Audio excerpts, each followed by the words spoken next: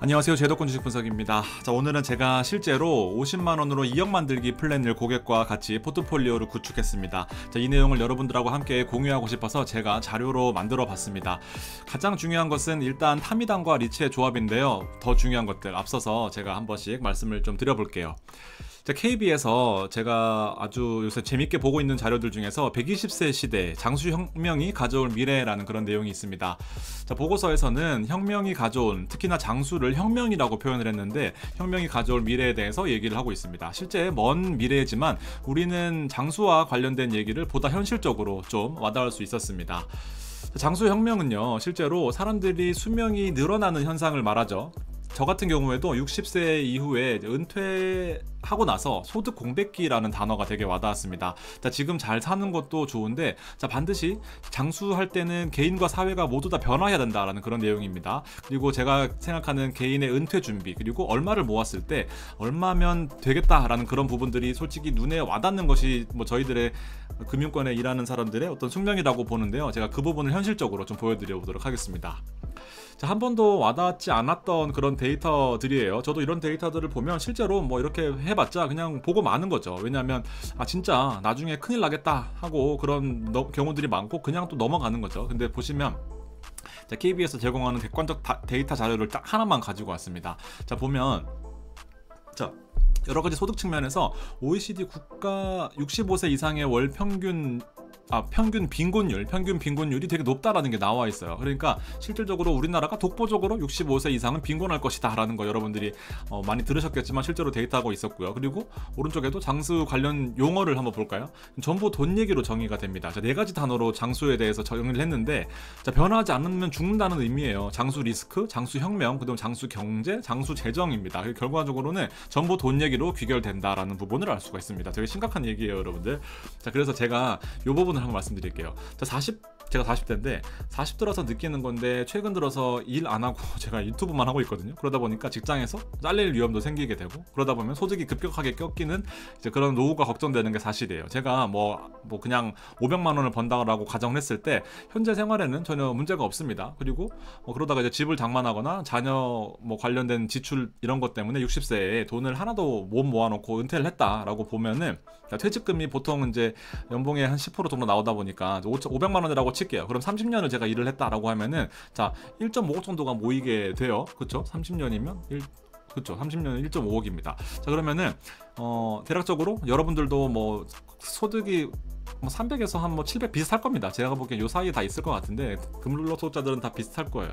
자, 그러면 평균적으로 뭐 한 1.5억 정도 모아놨다라고 치면은, 자, 300만 원씩 써볼까요? 65세부터 60세부터 300만 원씩 쓰면은, 자, 5년밖에 유지가 안 됩니다. 1년에 3천씩 쓰잖아요. 그러면은, 자, 5년밖에 소비가 유지가 안 됩니다. 자, 그래서 실제로 만약에 제가 65세가 되었다 그러면 소득이 확 꺾이는 그런 때가 오는 거죠. 소득 공백기가 오는 겁니다. 그럼 이 사이부터는 저는 이제 뭘 해야 될까요? 실제로 체력도 없을 거고 돈도 모아놓은 것도 없을 거고 하면 너무 무서운 거죠. 그래서 자, 실질적으로 제가 이제부터 말씀을 드릴 것들은, 자, 개인연금에 50만 원씩 한번 투자해 보자라는 겁니다. 50만 원씩. 자, 50만 원이라는 금액 자체 여러분들의 의미를 다 아실 수 있겠지만, 연금저축의 납입 최대 세액공제의 한도입니다. 그래서 개인연금에서 매년 99만 원씩 주는 세액공제를 합산해서 매달 50만 원씩 투자를 해보자라는 겁니다. 자, 지금 현재 돈 버는 동안에 딱 50만 원씩 개인연금을 투자해보는데, 자, 이를 도와주는 것들이 바로 여러 가지 결세 계좌들이 있는데, 자, 본인의 급에 따라 조금씩 달라지긴 하겠지만, 자, 일단은 자, 매년 600만 원을 채운다라고 생각을 해보시는 거예요. 그러면은 99만 원씩 나라에서 보너스가 나옵니다. 세액공제 형태로 보너스가 나오게 되고, 그거 바로 개인연금의 가장 큰 혜택이다라고 보시면 되죠. 여러 가지 시나리오별로 있기는 한데, 일단은 저는 600만 원까지 매월 50만 원씩만, 사실 부담 없는 금액이잖아요. 50만 원씩만 넣어보자라는 겁니다. 자, 한번 가정을 해볼까요? 10년 연금 계좌에서 투자를 하게 되면 약 9,100만 원이 됩니다. 10년만 넣어도 9,100만 원이 돼요. 자, 가정은 월에 50만 원씩, 그리고 연간 600만 원입니다. 말씀드렸던 것처럼. 그리고 세액공제율이 16.5%예요. 600만 원을 넣으면 곱하기 16.5%에서 다음 연말정산 때 급여 5,500만 원 이하일 경우에 경우에는 16.5%가 돌아 나온다라는 거예요. 그래서 99만 원이 추가가 되는 거고요. 세액공제 한도는 연간 600만 원까지입니다. 그래서 투자 기간을 10년만 딱 불이를 했을 경우에는 환급액은 연평균 5%만 가정을 했습니다. 안정적으로 나온다라고 했을 때는. 그래서 약 9,100만 원이 되는 거죠. 혹시나 여러분들 연금 계좌와 연금 계좌 아닌 것들에 대비해서 어떻게 투자가 차이가 나는지를 궁금해 하신다라고 하면 세액공제 계좌 그리고 일반 계좌입니다. 솔직히 뭐 큰 차이는 없다라고 보실 수 있지만 기간이 늘어나거나 금액이 늘어나면 차이가 커져요. 연간 투자 금액은 699만 원이 되는 거죠. 원래는 600만 원인데 99만 원이 보너스로 나오게 되니까 600만 원이 되는 거고요. 자, 10년 후 원금 투자 합계는 이제 6,990과 6천만 원이 되는 거예요. 왜냐하면 계속해서 세액공제 형태로 재투자가 되다 보니까. 그래서 예상 투자 수익률을 연 5%만 보더라도 9,167만 원이고 7,871만 원입니다. 벌써 여기서 1,300만 원 가까운 차이가 나는 겁니다. 그래서 최종 자산은 연금에서 한 거, 그리고 연금에서 하지 않은 거 이렇게 나뉘게 되는 거죠. 자, 그래서 실질적으로 요걸 20년을 한번 해볼까요? 제가 20년은 여러분들 충분히 가능할 거라고 봅니다. 30년은 좀 취업도 늦고 뭐 여러 가지 사정으로 인해 30년 힘들 것 같지만 20년 같은 경우에는 저도 30살에 취직, 뭐 더 취직했지만 28에 취직했는데 28에 취직했을 때 20년까지는 충분히 불이를 할 수 있다라고 생각이 듭니다. 자, 20년이면은 여러분들 2억 3천까지 늘어납니다. 절세 계좌에서는요. 그리고 절세 계좌 아닐 경우에 일반 계좌에서는 1억 9천까지 늘어나게 되는 거죠. 자, 여러분들 50만 원씩은 월에 충분히 투자를 하실 수 있다라고 생각을 합니다. 하다못해 예금을 하더라도, 하다못해 정기 예금성 연금 투자하더라도. 그렇게 되면 절세 계좌에서 99만 원씩 매년 나오는 것들을 재투자했을 경우에 자, 20년만 넣어도 2억 3천만 원이 됩니다. 자, 보시면 자, 투자 원금을 제가 50만 원으로 가져갔잖아요. 그래서 만약에 기본으로 가져가면 2억 3천만 원이 되는 건데 추가 저축에 따라 50만 원을 추가하면 4억 6억이 된다는 말이죠. 왜냐하면 일반 계좌에서 50만 원씩 추가하면 2억이 늘어나잖아요. 그러면은 2억 3천에다가 2억을 추가하게 되면 4억, 6억,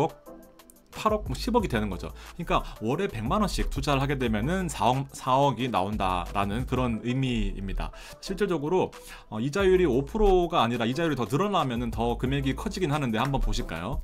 자, 5%만 봤을 때 월별 저축 금액입니다. 50만 원 저축했을 때, 그러니까 연금 계좌라는 따로 절세 계좌에서 여러분들이 돈을 빼지 않고 그냥 노후 65세 이상의 어떤 소득 공백기를 기준으로 투자를 생활을 한다라고 가정을 했을 때 50만 원 넣었을 때는 1.7억 입니다. 이거는 그냥 5%로 월별 저축 금액 아무것도 없이 그냥 했을 때. 자, 100만 원이면 3.5억이고요. 일반 계좌에서. 그리고 150만 원이면 5.3억입니다. 자, 100만 원만 투자해도 시간이 20년이 불어나 보니까 3.5억이 된다라는 거죠. 그리고 만약에 150만 원까지, 최근에 MZ들은 여러분들 안 쓰기 챌린지를 하고 있어요. 제가 봐도 되게 신기할 정도로, 제가 10년만 젊었어도 저도 돈 진짜 많이 모았을 것 같습니다. 돈도 많이 벌어봤고 많이 이뤄도 받고 그랬는데 200만 원씩 투자했을 경우에는 이제 노후가 완전히 달라지는 개념이 되는 거죠. 자, 실질적으로 여러분들 50만 원씩 20년 동안 투자하면은 1억 7천이 되는 건데, 자, 생각보다 금액이 큽니다.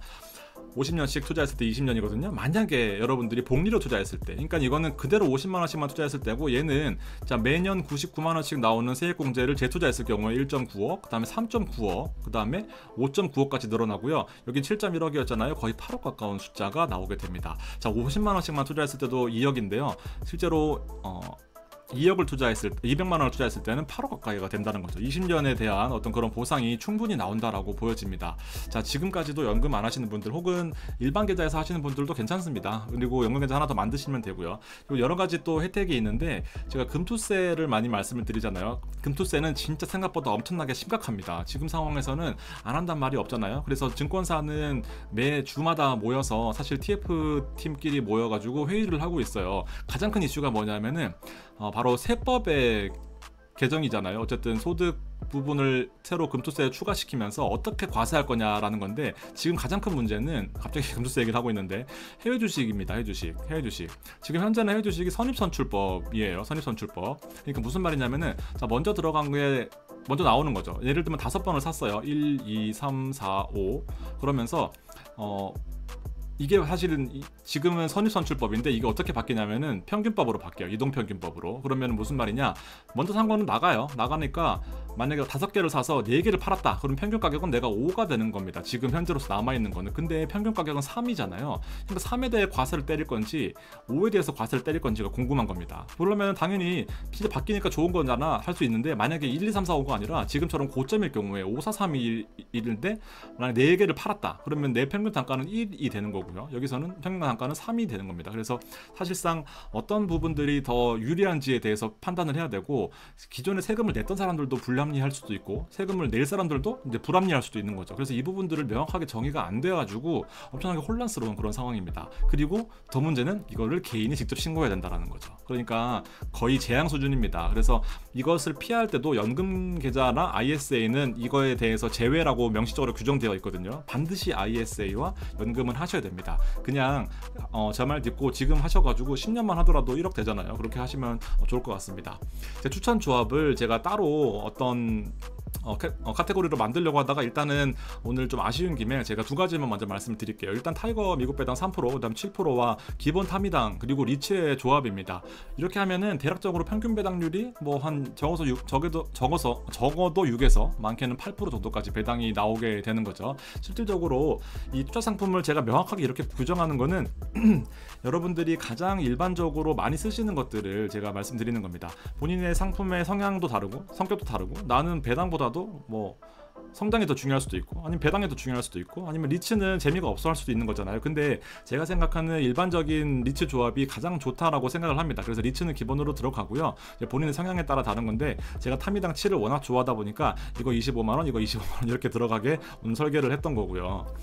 대표적으로 타이거 미국 배당 ETF와 리츠의 조합은 가장 안정적으로 현금 흐름을 창출합니다. 그러니까 나중에 연금을 받을 때가 되더라도 그때도 돈을 굳이 내 목돈을 찾지 않고도 생활할 수 있는 그런 수준이 될 수 있는 거죠.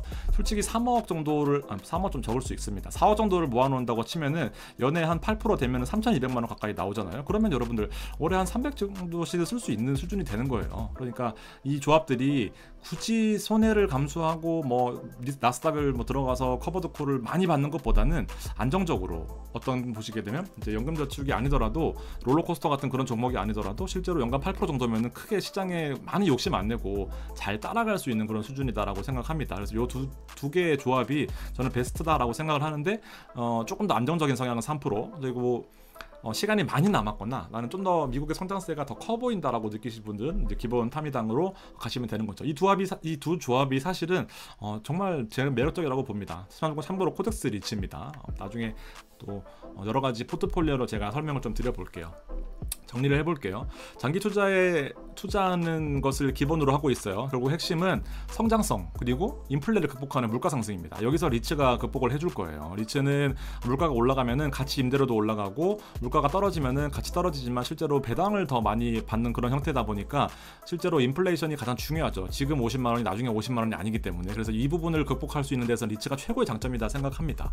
실제로 지금은 금리가 6%밖에 안 되고 가격 변동도 별로 없지만 물가가 오를 때 실제로 더 많이 인플레이션을 극복할 수 있는 데 최대 장점이 있다라는 거고, 노후에도 계속 투자를 할 수 있는 게 바로 배당주잖아요. 배당주, 안전하게 꾸준하게 갈 수 있는 거. 그래서 성장과 안전의 상관관계를 잘 조합하는 거를 바탕으로 두 상품의 자산을 해지한다라는 목적에서 장기 투자가 가능하다라고 생각을 합니다. 자, 오늘 좀 짧게 준비를 해봤습니다. 여러분들 같이 50만원씩 모아서 20년 후에 2억 그리고 100만원일 경우에 4억, 6억, 8억을 만들어 보는 게 어떨까 생각을 해봅니다. 자, 다음 시간에는요, 에이스 미국 30년 국채 액티브를 해지와 해지 아닌 상품들로 비교를 해서 제가 여러분 투자하시는데 좀 더 포트폴리오를 다양화할 수 있게 도움을 드리도록 하겠습니다. 고맙습니다.